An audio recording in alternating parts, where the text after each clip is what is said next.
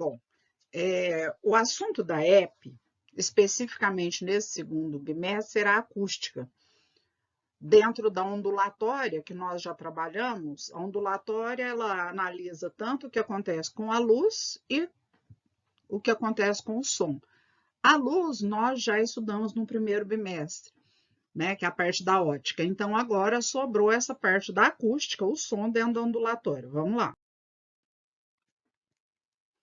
A acústica na apostila de vocês, ela é encontrada entre as páginas 43 até a página 59, certo? Do volume 9 da apostila, né? Estávamos trabalhando com o volume 9. A primeira coisa que é mencionada, falada, lembrada, são as características do som. O som, ele tem uma determinada velocidade, e essa velocidade do som, ela varia segundo o meio. Primeiro, lembrando que a velocidade do som, ela tem essa variação porque o som, ele é uma onda mecânica. E o que é uma onda mecânica? Uma onda mecânica é aquela que precisa de meio material para poder se propagar. Então, essa velocidade aqui, ela vai depender se o meio é sólido, líquido ou gasoso. Deixa eu fechar esse parênteses aqui. Ou gasoso. Quando o meio é sólido, as moléculas estão mais agrupadas, né? Quando é líquido, um pouquinho mais afastadas. E quando é gasoso, bem afastada. Então, o que isso tem a ver com a velocidade? Se o som, além de onda mecânica, ele é uma onda longitudinal, o que é uma onda longitudinal? É aquela que parece uma mola. Então, imagina que eu tenho aqui, onde eu estou pintando aqui uma camada de ar. Essa camada de ar bate na outra. E aí, o que acontece? Vai haver uma compressão de camada de ar, que bate em outra camada de ar. Vai haver outra compressão e essa compressão vai passando. Então, veja, a direção de propagação e a direção de oscilação são paralelas. Essas camadas de ar, elas vão e voltam, e umas vão batendo nas outras, certo? Como se fossem elos de uma mola. Então, no meio sólido, uma molécula bate na outra muito mais rápido, é muito mais eficiente. Então, quer dizer que no sólido nós temos uma velocidade do som muito grande, em torno de 4.500 metros por segundo. Vai depender também se vai estar quente, se vai estar frio, certo? No sólido, a gente tem essa temperatura, tem essa velocidade, se for uma temperatura de aproximadamente 0 graus Celsius. Se essa temperatura aumenta, se é a temperatura do ambiente, essa velocidade aumenta mais ainda. Quando é um líquido, por exemplo, na água, a velocidade ela gira em torno de 1.400, 1.500 metros por segundo. Vocês podem observar que é mais difícil de uma molécula bater na outra. E se for no estado gasoso, a velocidade do som ela é em torno de 340 metros por segundo, certo? Uma outra característica do som que eu não posso deixar passar, uma eu falei que é mecânica, outra que é longitudinal, é que também é uma onda tridimensional. Tridimensional porque ela se espalha em todas as direções e sentidos. Se eu tenho uma fonte sonora, o som vai para cima, para baixo, para a esquerda, para a direita, para todo lado. Agora, Quais são as qualidades fisiológicas do som? Fisiológica quer dizer, como é que um ser vivo ele vai captar o som, né? Então, nós temos a frequência, uma das qualidades fisiológicas do som, que é a maneira como a gente vai perceber o som, é através da frequência, certo? Representada por F minúsculo, isso daqui é a frequência. A gente tem também a intensidade, tem a frequência, tem, lógico, se tem frequência, tem período, que é esse T maiúsculo aqui, né? Que é o tempo gasto para uma oscilação completa, né? Um ciclo completo de uma onda, que seria representado assim. Embora essa representação seja transversal, ela serve também para representar as ondas sonoras. Nós temos aqui a crista, né? A parte de baixo a gente tem o vale, a gente tem aqui no meio o nível de referência, a gente tem aqui ó, a amplitude e do começo aqui até o final aqui desse desenho, nós temos o comprimento de onda, que também quer representar pela letra lambda. A amplitude, onde eu mostrei aqui, que é uma amplitude do nível de referência até a parte mais alta, ou do nível de referência até a parte mais baixa, é amplitude também, tá? Lembrando que a frequência é o inverso do período, ou vice-versa, período é inverso da frequência. Outra qualidade fisiológica do som é o timbre. O timbre está associado com a forma da onda. Então, eu posso desenhar uma onda assim, eu posso desenhar uma onda assim, ou posso desenhar uma onda assim. Então, cada um seria referente à voz de uma pessoa diferente, a um instrumento diferente, violão, violoncelo, tambor, enfim. Cada instrumento pode emitir as mesmas notas sonoras, mas a gente percebe claramente a diferença entre um som e outro. Isso é por conta do timbre, tá? E uma outra característica que é extremamente importante é a intensidade. Isso aqui era o timbre, viu, gente? É a intensidade. A intensidade, ela tem a ver com a quantidade de energia que é transportada, e a energia está associada à amplitude. É essa amplitude que eu falei aqui, olha, na figura, né? Se eu tenho uma onda mais alta, olha, essa onda aqui, ó, ela tem uma amplitude muito maior do que se eu desenhasse uma onda assim, ó. Certo? Essa daqui tem uma amplitude mínima, olha lá, amplitude pequenininha. Então, quer dizer que essa daqui, ela está transportando mais energia. E aí seriam sons, né, que a gente diz som forte ou fraco. A intensidade tem a ver com som forte ou som fraco. Quando que o som é forte? O som é forte quando uma pessoa está gritando. E fraco quando a pessoa está sussurrando. Tá? Forte, grita. Fraco, sussurra, né? Agora, a gente também pode dizer que essa frequência sonora que eu disse no começo, a frequência, eu posso ter uma frequência alta e uma frequência baixa. Isso vai estar associado com o som ser agudo ou o som ser grave. E em cima ali, ó, seria mais a voz da mulher. E embaixo, a voz do homem. Que vai, quando a gente fala em frequência alta, muito frequente, as ondas, elas se repetem muitas vezes na unidade de tempo. Então, a gente tem essas ondinhas com comprimento de onda bem pequenininho. Já quando o som é grave, a gente vai ter esses comprimentos de onda, olha, que tem uma distância, que é um comprimento de onda, pode ser de crista até crista, né? Ou de vale até vale, eu tenho comprimento de onda. Então, um comprimento de onda bem maior, certo? Para o homem, e isso vai determinar que o som seja grave.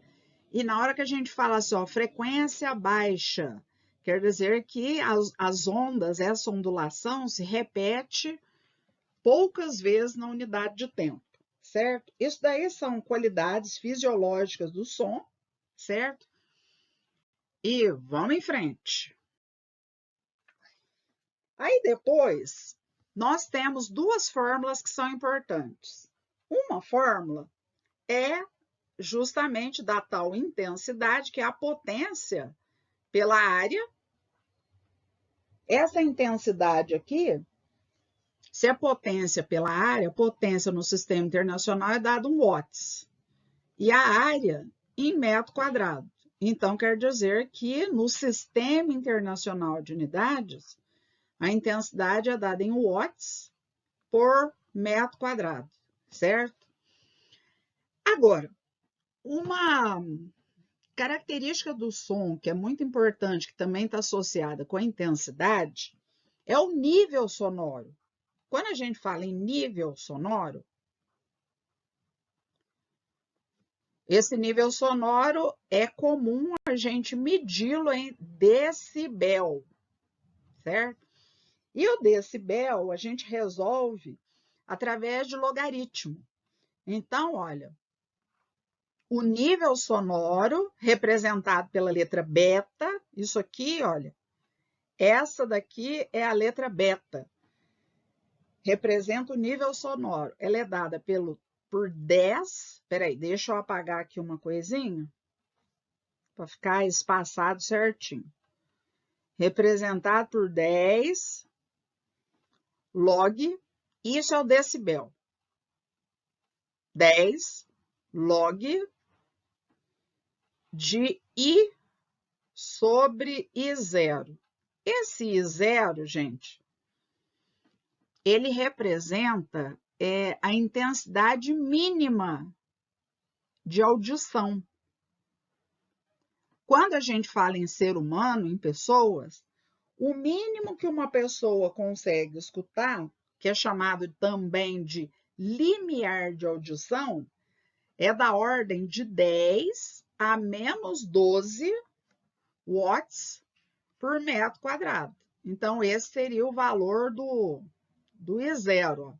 I0 menor que existe é esse. E toda vez que eu tiver que usar essa fórmula, no lugar do I0, eu ponho esse 10 a menos 12. Já o valor do I é uma intensidade qualquer, uma intensidade na rua, num jardim, numa discoteca que tem intensidades altas, intensidade de um fone de ouvido, de uma televisão ligada. E se eu substituir esse valor de intensidade que eu estou rabiscando agora, eu posso achar o nível sonoro. E vice-versa. Se eu tiver um nível sonoro qualquer, eu posso achar o valor da intensidade. Existe uma tabela na página 45. Página 45 tem uma tabela. E eu resolvi vários exercícios. Depois eu vou printar uma imagem. Exercícios envolvendo essa questão do nível sonoro. Exercícios já corrigidos, certo? Bom, depois disso, fala-se sobre a altura, já comentei, né? Fala sobre o timbre e depois nós vamos ter os fenômenos acústicos. Vamos para um outro. Quando a gente fala em fenômenos acústicos, opa, colocar aquele acento agudo ali, não pode não, né, gente? Fenômenos acústicos, perdão. Olha lá. Fenômenos acústicos. Nós temos os principais: eco, reverberação E tem um outro que é extremamente importante, que é a ressonância. Ué, o que é o eco? O eco, gente, é quando o som é emitido de uma fonte, ele bate e volta. Então, a gente tem aqui, ó, imaginem que isso é uma fonte, ele emitiu o som, tem um obstáculo, o som vai bater, vai voltar. Se a distância for maior que 17 metros, distância entre o obstáculo e a fonte, nós vamos ter aquilo que a gente chama de eco. Já, por exemplo, a reverberação, você tem uma fonte e você vai ter o obstáculo mais próximo. Uma distância aqui, ó, menor que 17 metros. Nesse caso, eu vou ter a reverberação. Então, são problemas simples, onde a gente usa essa expressão V delta S delta T. Por quê? Porque a velocidade do som é constante num determinado meio, e estão envolvidos aqui a questão do tempo de repetição do som e a distância percorrida, né? Já a ressonância, ela é um fenômeno que acontece quando o som refletido em alguma superfície, ele vai ter a mesma amplitude, a mesma frequência, o mesmo comprimento de onda. Toda vez que tiver a mesma frequência, o mesmo comprimento de onda, a mesma amplitude, todas essas características iguais, tudo mesmo, uma onda se sobrepondo à outra vai fazer com que ela comece a vibrar. Então, imagina que tem uma onda vindo assim, uma outra onda com as mesmas características voltando assim. Na hora que uma se sobrepor à outra, vai somar e vai aumentar muito a amplitude. Então, fica uma amplitude grande dessas cristas aqui, né? E cada vez mais. E essa ampliação da amplitude parece até um pleonasmo vicioso, né? Mas é ampliar a amplitude da onda. Isso aqui aumenta. Aí, o que acontece? Nós podemos ter a quebra de um material, pode quebrar um vidro, pode quebrar cimento, tijolo, enfim, estruturas podem se partir. Mas tem um lado positivo da ressonância também. Quando a gente tem, por exemplo, um instrumento qualquer, isso eu andei falando com vocês, se eu tenho lá um violão, né? Então, vamos imaginar aqui um violão, tá, né? Preso aqui as cordas do violão. Ele tem, gente, essa chamada caixa acústica. Caixa acústica. Lá dentro vai haver esse fenômeno de ressonância. Como eu disse, vai amplificar o som. Então, no violão, essa caixa ela é responsável por amplificar o som, deixar um som audível, aquele som bonito que a gente ouve nos instrumentos. Não só instrumentos de corda, como instrumentos de sopro e instrumentos em que você vai bater, como tambores, né? De percussão.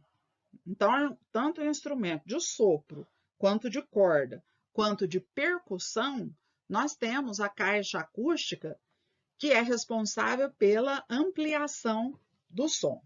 Vamos em frente, para não ficar muito extenso, né, o que eu estou falando com vocês. Uma outra coisa entre as páginas e um efeito que é muito importante, eu vou mudar de slide, é o efeito Doppler. Olha, o efeito Doppler é um efeito Doppler. Espera aí só um minutinho. Opa! Efeito Doppler é quando uma pessoa escuta uma frequência aparente emitida a partir de uma fonte qualquer. Então, a fórmula costuma ser essa daqui, ó, que a gente estava trabalhando, né? A velocidade do som mais ou menos velocidade do observador sobre a velocidade do som mais ou menos a velocidade da fonte. Trabalhei com vocês com essa expressão. Essa é a frequência aparente. É quando passa um carro perto da gente e na hora que ele está se aproximando, a gente escuta com um som mais alto. Quando ele está se afastando, a gente escuta com um som mais baixo.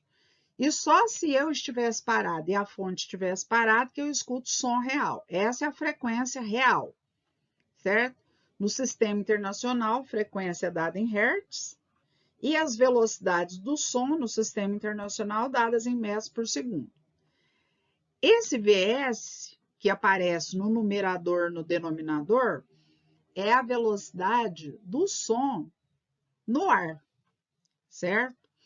Que é em torno de 330, 340 metros por segundo, 310, por aí. Depende se o ar está mais quente, está mais frio, se ele é poluído, se não é poluído. Então, algumas características podem fazer variar, mas em torno de 300 e alguma coisa, metros por segundo. Essa velocidade do observador, se a pessoa estiver parada, é zero. Se não, tem um valor qualquer, né? É a pessoa que está ouvindo essa frequência aparente, e esse VF é a velocidade da fonte, quem está emitindo o som. Pode ser uma buzina, pode ser uma televisão, pode ser um rádio, que pode estar parado ou em movimento.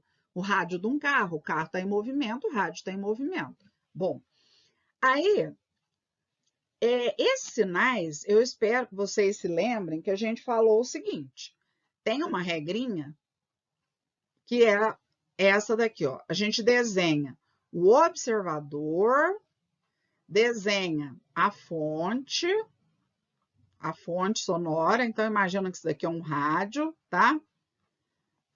Isso daqui é a fonte de som. E a gente orienta a trajetória do observador para a fonte, coloca um sinal de orientação, e aí, tudo que estiver indo para o lado dessa orientação positiva vai ter velocidade positiva. Quem estiver indo contra essa orientação, se eu desenhar o vetor velocidade contra, vai ter velocidade negativa, certo? Bom, então, aí a gente usa a fórmula matemática anterior. Exercícios estão na página 52 e 53, certo? Exercícios, página 52 e 53 da apostila. Bom, e aí, por último, última coisa que foi falado foi sobre ondas estacionárias, ó. Ondas estacionárias. O que é uma onda estacionária? Ela vai sofrer aquela ressonância, uma onda vai se sobrepor à outra. Isso vai acontecer quando a gente produzir uma onda, uma extremidade estiver fixa, e aí ela vai bater e vai refletir. Ao refletir, uma onda passa por cima da outra. E aí nós vamos ter umas figuras assim, olha. Isso é uma corda só. Só que ela vai ter um lugar onde fica parecendo que está vibrando, parece que fica meio esfumaçado. Cada um desses aqui, ó, é chamado de ventre. Opa, ventre. E esse lugar aqui, ó, onde eu estou pintando agora, ó, é chamado de nó. Essa ondinha que eu desenhei, vocês podem ver que tem 3 ventres e tem 4 nós, certo? Por que ela é chamada estacionária? Porque essa região do nó fica sempre em repouso e não transfere energia. Já no ventre é onde uma corda ou o ar, ele vai balançar para cima e para baixo, certo? Então, dentro de um tubo sonoro, e aí esse assunto, ele nos interessa para estudar cordas, instrumentos de cordas, instrumentos que têm tubo aberto e tubo fechado.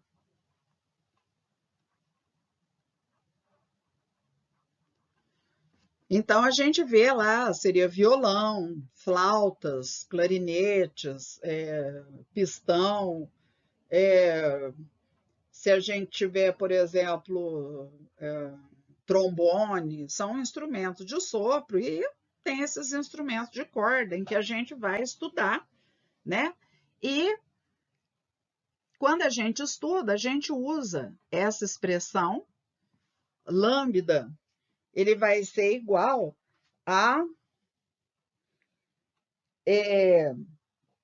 muitas vezes, gente, a gente vai ter a metade da onda. Então, vai ser lambda dividido por 2. Deixa eu colocar só as duas expressões que vão nos interessar, senão vai ficar muito grande isso daqui.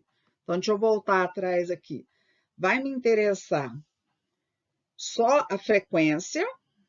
A frequência é dada por... Então, um minutinho só. A frequência, ela vai ser igual a N V sobre 2L, certo? Tanto para corda quanto para tubo aberto, tá? E nós vamos ter